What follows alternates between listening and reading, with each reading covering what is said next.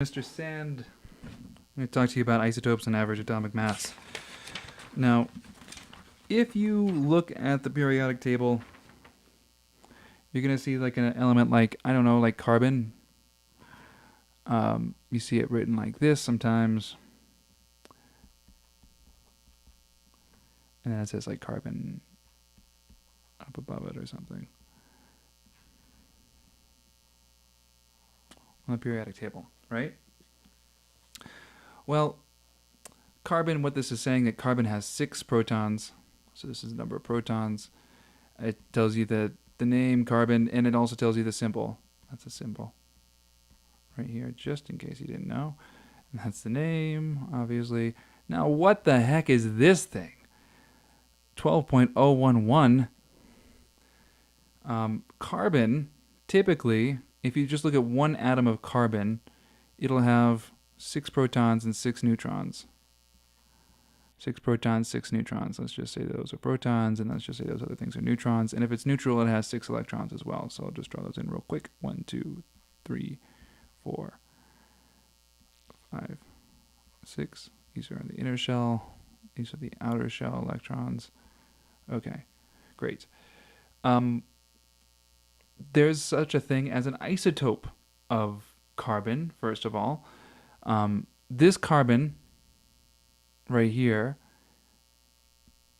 has 6 protons and 6 neutrons, so its overall atomic mass is 12. I wrote 13. It's 12. So we often write it in this notation right here. 12. It's not 12.011, it's 12. Now, I just said something about an isotope. Well, this right here is describing this one type of atom. Now, if an atom just like that, with the same kind of protons and neutrons, oh, that's carbon, great. Oh, I realized I just wrote 3. Okay, this should be twice as much. And there should be 6 neutrons as well. Okay. Yeah. Okay, so that's carbon. And then it has the same number of electrons around it. Okay, great.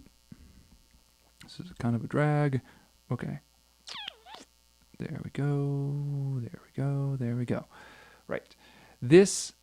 What would happen now if I put on extra neutron? There's a proton there still.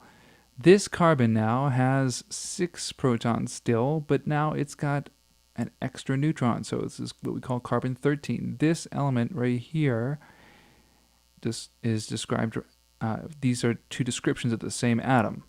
This is an atom, and that's the same atom. It's just described differently here with the 13. It shows that there's 7 neutrons. Here, there's only 6 neutrons. So what we say of these two, they are they're in a relationship of some sort. They're both carbon. They both have 6 protons, but they have different numbers of neutrons. So because of that, we give them a special name. That special name is isotopes. Isotopes. These are isotopes of each other. It's like brothers. If there are 2 brothers pictured right here, they'd be like brothers of each other. These 2 are isotopes of each other. They just have different numbers of neutrons. Everything else is the same. So in the world, I'm going to get to this point right here now. In the world, you have lots of carbon. Most of the carbon you find in the world and in the universe, we know this because of how stable carbon is, and how stable carbon is when it's in this form right here. You can predict the average atomic mass of all carbon atoms. Okay? That's a pretty cool statement. The average mass of all carbon atoms. Notice it's 12.011. So that means that most carbon atoms are 12. It should be 12 there. There are a few that are 13. Most are 12. So the overall average of all the carbons is closer to 12. Okay? Now, to get this average right here, that's really what the whole kind of chore of this section is. to get that average, you have to go through a little procedure, and it's called making a weighted average. And so that's all we're really going to be doing. So let's say that you have, let's just give an example here. I'll give 2 examples, and then I'll let you go on your way. Let's just give this example here of carbon, and I'll do a different example of like a real life kind of example, which is a warm-up. Okay, so this carbon right here, let's say that, oh, that'll actually be more difficult to get this number right here. I'm going to try. I'm not sure exactly what the percentage is, but I'm going to try. Okay, let's say that there are, let's say that like 96%, I don't know what this actually, this might not turn out to be the right answer, but we'll try. 96% of all carbon atoms are carbon-12. And let's say 4% are carbon-13. Okay? So how do you find an average, or a weighted average, as we say? This would be a weighted average of these 2 kinds of atoms right here. It's going to fall somewhere between 12 and 13, probably closer to 12, because there's more of the 12. So how do you figure this out?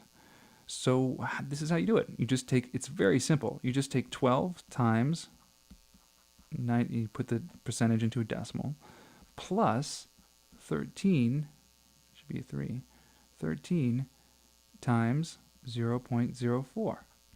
And you see what it equals. I don't know what it equals.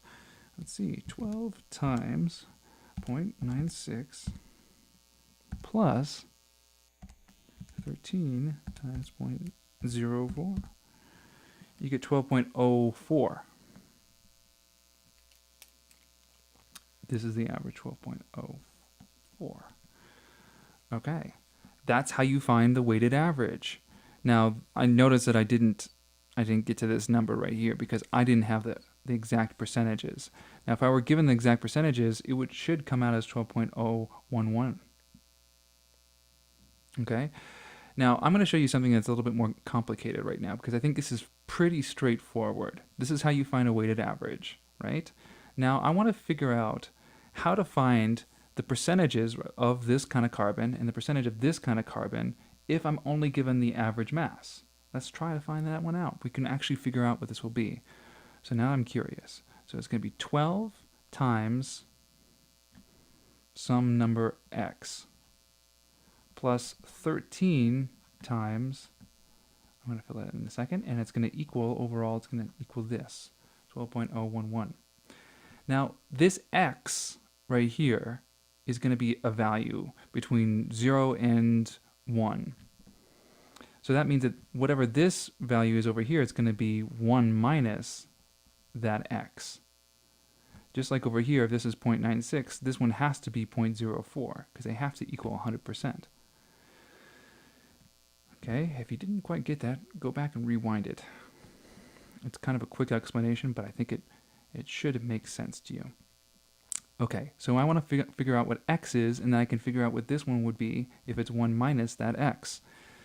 So what do you do first here? Well, the first thing I'm going to do is I'm going to distribute this 13 to both of these terms. So it's going to be 13 minus 13x plus 12x equals 12.011, right? Yeah. So now I'm going to combine like terms. This is going to be 12 minus 13x, so it's going to be 13 minus 1x equals 12.011. So far, so good. Now this is going to be, I'm going to take both sides, I'm going to subtract 13 from both sides, so it's going to be minus 1x equals, what's 12.011 minus 13? That's minus 0.989. Great. Now I'm going to divide both sides by -1. What do you get? You get 0.989. That's what x is. So x, what was x here? X was this number. So that means that this is the decimal form of the percentage for carbon-12. So what I should have done, I should have said that carbon-12, well, what it actually is, carbon-12 is actually 98.9% abundant. We call that abundant. That just means how much there is around. So that must mean that if you take 1 minus that,